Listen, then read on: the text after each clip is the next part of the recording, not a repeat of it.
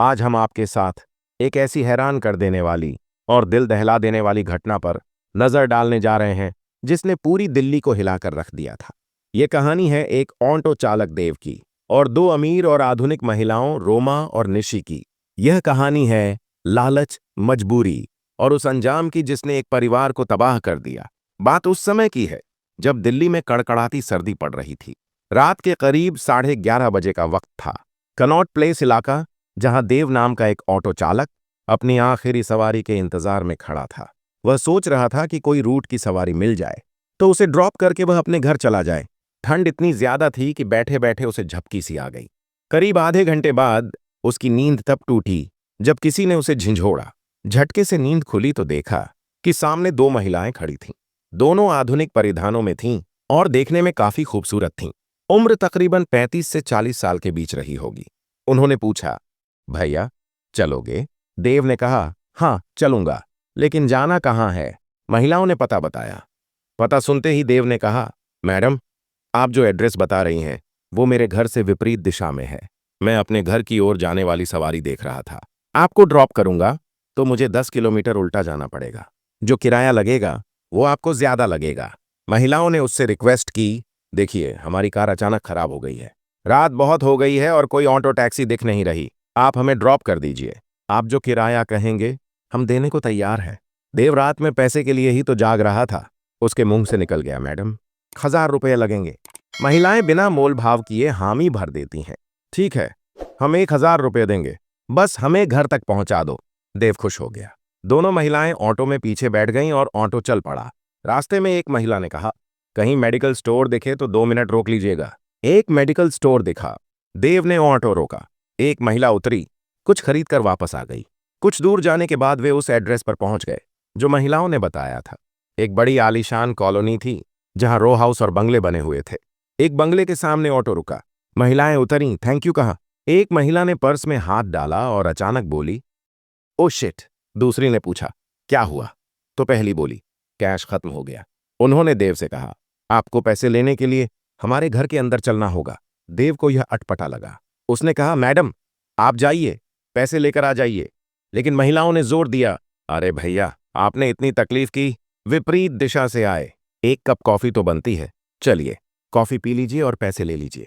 देव के पास कोई रास्ता नहीं था, उसे पैसे लेने ही थे। वह उनके साथ बंगले में दाखिल हो गया। अंदर ले जाकर उसे सोफे पर बैठाया गया और एक महिला ने मेन डोर लॉक कर दी। घर में और कोई नहीं था, सिर्फ दो महिलाएं थीं। एक किचन में गई, दूसरी ऊपर पैसे लेने।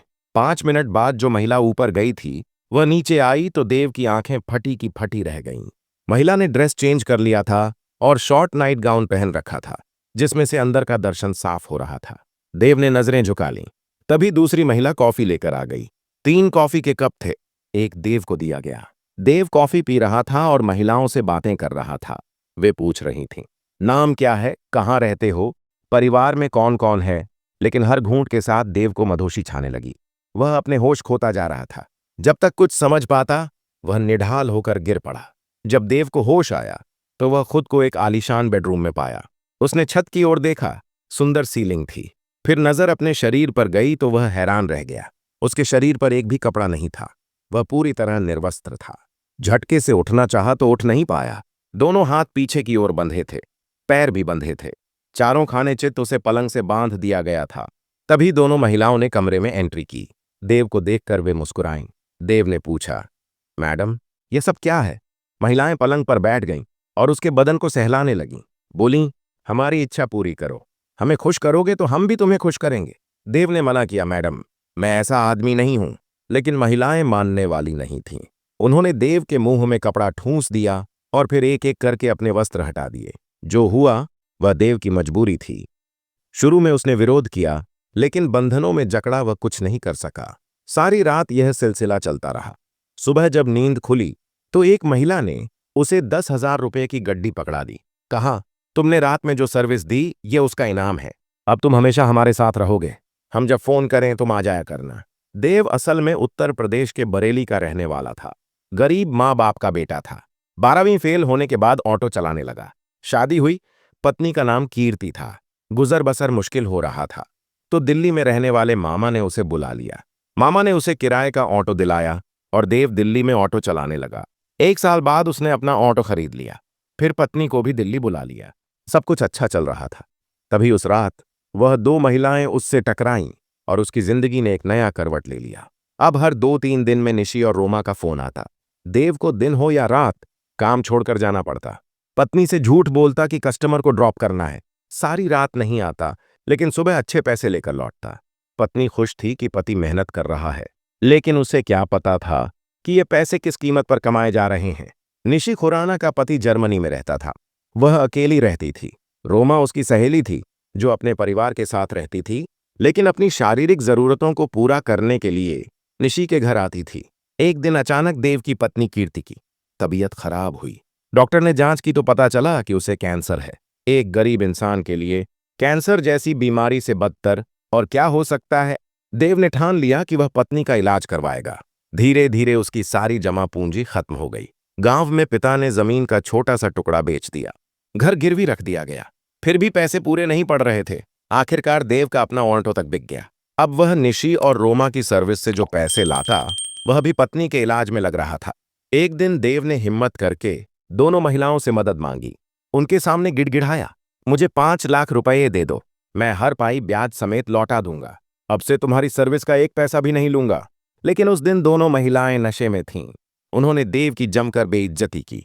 बोली, तुम भिखारी हो, 2 कौड़ी के इंसान हो, तुम्हारी औकात क्या है? तुम तो हमारे बस खिलौने हो।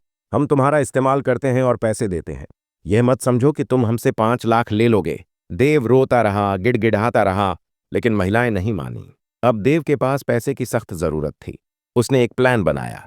अगली बार जब वह महिलाओं के पास गया तो उसने अपना मोबाइल इस तरह फिट किया कि उनकी हरकतें रिकॉर्ड हो गईं। अब उसने वह वीडियो उन्हें दिखाकर ब्लैकमेल करना शुरू किया, या तो मुझे 5 लाख दे दो या फिर यह वीडियो तुम्हारे परिवार वालों को दिखा दूंगा। महिलाएं डर गईं। अगर यह वीडियो वायरल हुआ तो उनकी जिंदगी बर्बाद हो जाएगी।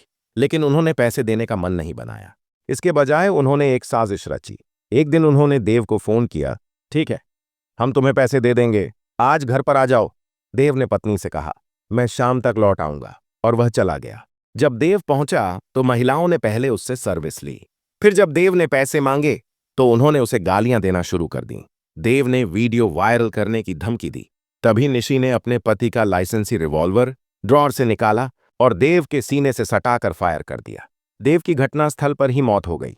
महिलाओं ने रात होने का इंतजार किया, फिर लाश को गाड़ी में डालकर सुनसान जगह पर एक नाले में फेंक दिया।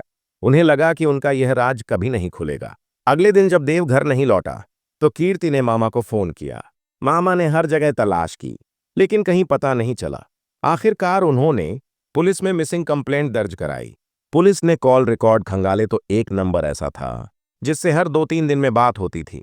वह नंबर निशी खुराना का था। पुलिस जब उसके बंगले पर पहुंची और पूछा, क्या तुम देव को जानती हो? तो निशी ने कहा, नहीं, कौन देव? लेकिन जब पुलिस ने उसका नंबर दिखाया तो वह फंस गई। उसे और रोमा को हिरासत में लिया गया। पूछताछ में दोनों टूट गईं और सारी कहानी कबूल कर ली। पुलिस ने उनके बंगले से वह रिवॉल्वर भी बरामद कर लिया जिससे देव की हत्या हुई थी। दोनों महिलाओं पर हत्या, साजिश और अन्य धाराओं में मुकदमा दर्ज किया गया और उन्हें जेल भेज दिया गया। दोस्तों, यह कहानी सुनने के बाद दिल बहुत भारी हो जाता है। देव गलत था, शायद हां, उसने ब्लैकमेल किया जो गलत था, लेकिन उसकी मजबूरी भी देखिए। एक पति अपनी पत्नी की जान बचाने के लिए क्या कुछ नहीं कर सकता? उसने लाख कोशिश की, सब कुछ बेच दिया, फिर भी पैसे पूरे नहीं पड़े। उसने आखिरी हथियार के रूप में वह वीडियो बनाया, लेकिन उसकी नीयत साफ थी, उसे सिर्फ पत्नी की जान बचानी थी। वहीं दूसरी ओर 2 अमीर महिलाएं जिनके पास लाखों रुपए थे, उन्होंने एक मरती हुई महिला की मदद करने से इनकार कर दिया, उल्टे उस आदमी की हत्या कर दी। सोचिए, जिस देव ने उनकी हर जायज नाजायज ख्वाहिश पूरी की, उनके सुख के लिए रात रात भर जागा, उसी को उन्होंने ठंडे दिल से मार दिया। और अब सबसे बड़ा सवाल, देव की पत्नी कीर्ति का क्या होगा? पहले से ही कैंसर से जूझ रही वह महिला अब बिल्कुल अकेली हो गई है। उसके सिर से वह हाथ उठ गया जो उसकी जान बचाने की हर मुमकिन कोशिश कर रहा था। उसका इलाज कौन करवाएगा? वह आगे कैसे जिएगी? ये सवाल आज भी अनुत्तरित है। दोस्तों, इस कहानी को सुनाने का हमारा मकसद किसी के दिल को ठेस पहुंचाना नहीं है, बल्कि आपको सतर्क और जागरूक करना है। यह घटना हमें सिखाती है कि पैसे के लालच में इंसान कितना नीचे गिर सकता है और कैसे एक छोटी सी गलती किसी की जान ले सकती है। इस पूरी घटना पर आपके क्या विचार हैं? क्या देव सही था या गलत? क्या महिलाओं को मिली सजा काफी है? हमें कमेंट में जरूर बताएं। साथ ही आप इस वीडियो को किस शहर से देख रहे हैं यह भी जरूर लिखें। अगर आपको हमारी मेहनत पसंद आई हो तो कृपया इस वीडियो को लाइक करें और अपने दोस्तों के साथ शेयर करें ताकि यह जानकारी ज्यादा से ज्यादा लोगों तक पहुंच सके। अगर आपने अब तक हमारे चैनल को सब्सक्राइब नहीं किया है तो कृपया अभी सब्सक्राइब कर लें। धन्यवाद। अगली बार फिर मिलेंगे एक और रोचक कहानी के साथ।